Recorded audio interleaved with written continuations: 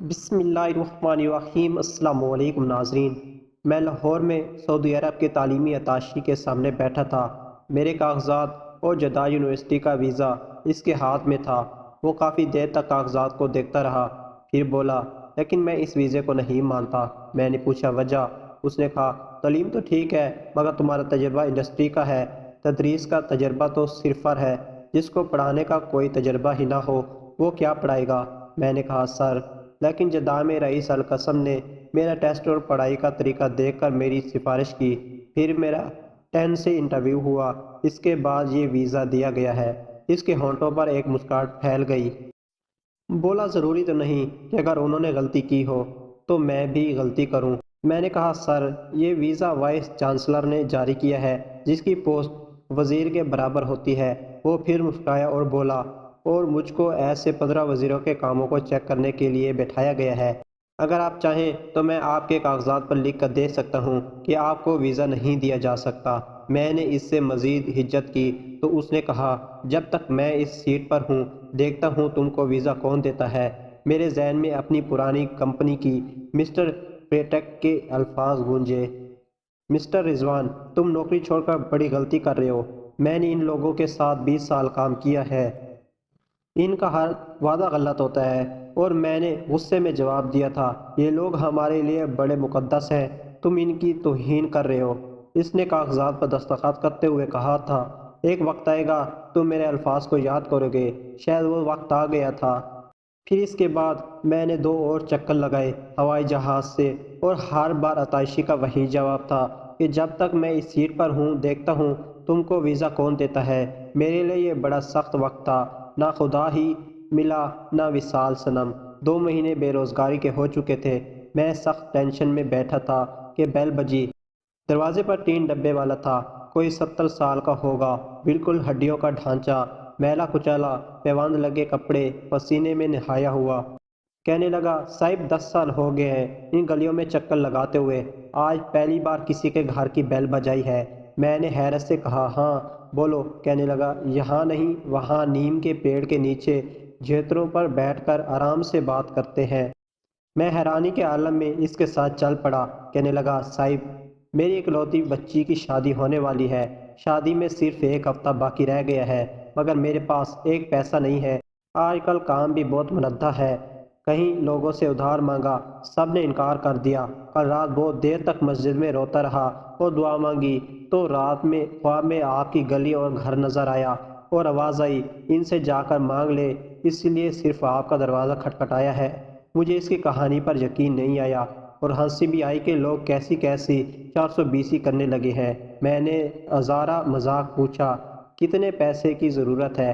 بولا، صاحب سادگی سے رخصتی کر رہا ہوں، زیور تو میں اپنی بیوی کا چڑھا دوں گا، مگر 5-6 جوڑے اور شادی کا کھانا تو کرنا ہوگا، کوئی 30,000 کا خرچہ ہوگا۔ میں نے سوچا 50,000 تو آج کل صرف دلہن کے بیوٹی پارلر میں خرچہ ہو جاتا ہے۔ یہ رقم میرے لیے بہت معمولی تھی اگر میں باہر کام کر رہا ہوتا، مگر اب اس بے روزگاری میں یہ میرے لیے بہت بڑی رقم تھی۔ میں خاموش سا ہو گیا۔ وہ بولا، صاحب آپ میرے ساتھ میرے گھر چلیں اور میرے محلے والوں سے پوچھ لیں، یہ جھوٹی کہانی نہیں ہے، میں غریب ضرور ہوں مگر ایماندار ہوں، قسطوں میں آپ کی رقم لوٹا دوں گا۔ اس کی آنکھوں میں آنسو تھے اور چہرے پر بے چارگی اور لجاجت۔ وہ پھر بولا، میں کبھی بیل نہ بجاتا اگر یہ خواب نہ دیکھتا۔ میں عجیب شش و پنج میں تھا۔ پھر مجھے یاد آیا، کہیں پڑھا تھا کہ جب تنگی ہو تو خدا سے تجارت کیا کرو، وہ کبھی نا امید نہیں کرتا۔ 30,000 دینے کا مطلب یہ تھا کہ اب واپسی کی کوئی امید نہیں۔ خیر میں گیا اور 30,000 لا کر اس کے ہاتھ پہ رکھ دیے۔ اس نے میرے ہاتھ چوم لیے اور رونے لگا۔ کوئی 15 دن بعد پھر اس نے دروازہ کھٹکھٹایا۔ میں نے غصے سے پوچھا، اب کیا مسائل ہے؟ کیا پھر کوئی خواب دیکھا ہے؟ بولا، ہاں مگر آپ کو کیسے پتہ چلا؟ میں نے جھنجھلا کر کہا، ظاہر ہے پہلے خواب دیکھا تھا تو بیل بجائی، اب پھر خواب دیکھا ہوگا جو بیل بجائی ہے۔ جلدی بتاؤ مجھے بہت کام ہے۔ کہنے لگا، صاحب کل عشاء کی نماز پڑھ کر بڑی دعا کی کہ مولا قرض تو دلا دیا ہے، اب ادائیگی میں بھی مدد کر دے، اور سو گیا تو پھر آپ کا گھر نظر آیا، آواز آئی کہ تیرا قرض ادا کر دیا گیا ہے، جا کر بتا دے اس کا بھی کام کر دیا گیا ہے۔ میری سمجھ میں تو کچھ نہیں آیا۔ میں نے کہا ٹھیک ہے جاؤ، میں نے تم سے کون سا قرض وصول کرنا تھا۔ لیکن کمرے میں آ کر میں کافی دیر تک سوچتا رہا۔ پھر والدین سے مشورہ کیا تو وہ بولی تم کل ہی لاہور جاؤ، ہو سکتا ہے قدرت کوئی راستہ نکال لے۔ میں نے تنگ ہو کر کہا 3 بار تو جا چکا ہوں، وہ تو بس ایک ہی بات کہتا ہے، جب تک میں اس سیٹ پر ہوں دیکھتا ہوں تم کو ویزا کون دیتا ہے۔ اب تو اس کو میرا چہرہ بھی زبانی یاد ہو گیا ہے۔ والدہ نے کہا میں پیسے دیتی ہوں، تم اللہ کا نام لے کر جاؤ تو صحیح، کچھ لوگ خدا کے بہت قریب ہوتے ہیں، یہ بات عام آدمی کی سمجھ میں نہیں آ سکتی۔ خیر میں اگلے دن لاہور پہنچا، موسلا دھار بارش ہو رہی تھی۔